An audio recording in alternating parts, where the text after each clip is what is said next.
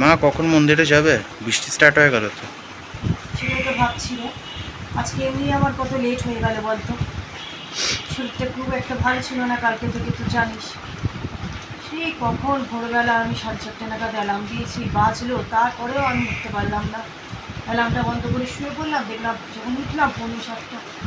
কিছুই বুঝতে পারছি না। সবে বাড়ির পুজো কমপ্লিট হলো, এখনও মন্ত্র বাকি।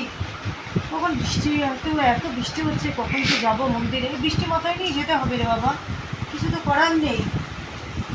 বৃষ্টিটা তো আগে থেকে একটু কমেছে, কিন্তু ভিজে যাবো বল এখন পুরো বৃষ্টিতে। মাথাটা প্রচণ্ড ফেটে যাচ্ছে, যখন চলে আসবে একটু আমার লাগছে না রে। তা তোরও তো ক্লাস শুরু হয়ে যাবে রে, হ্যাঁ, আমার সাথে গেলে তো অসুবিধা হবে না মন্দিরে? সে করে চলে এসে পরে করবো। বুঝতে পারছি না কখন যাবো।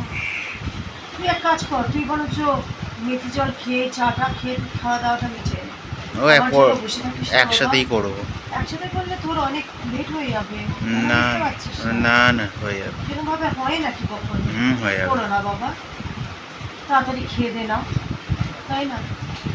আর শোন, গাছগুলোকে ইয়ে করে দিস, গাছগুলোকে একটু জল দিয়ে জানলা তাক করে দিয়ে দিস। এক কাদা জামা কাপড় কাচবো, আর যে শুকোবে কিনা কিছুই বুঝতে পারছি না।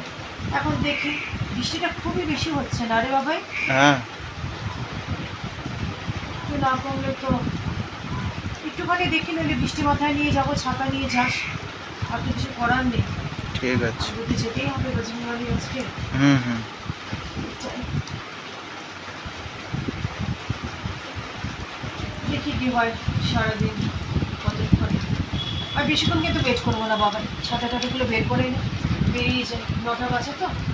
হ্যাঁ, ঠিক আছে, চলো তাহলে। বজরংবাড়িকে বাড়ির ঠাকুরকে খাবার দিয়ে দিয়েছে, বজরংবাড়িকে ওখানে দিতে হবে পুজো আমাকে। এই যে, ঠিক আছে, নিয়ে চল, দেখ আর একটু ওয়েট কর।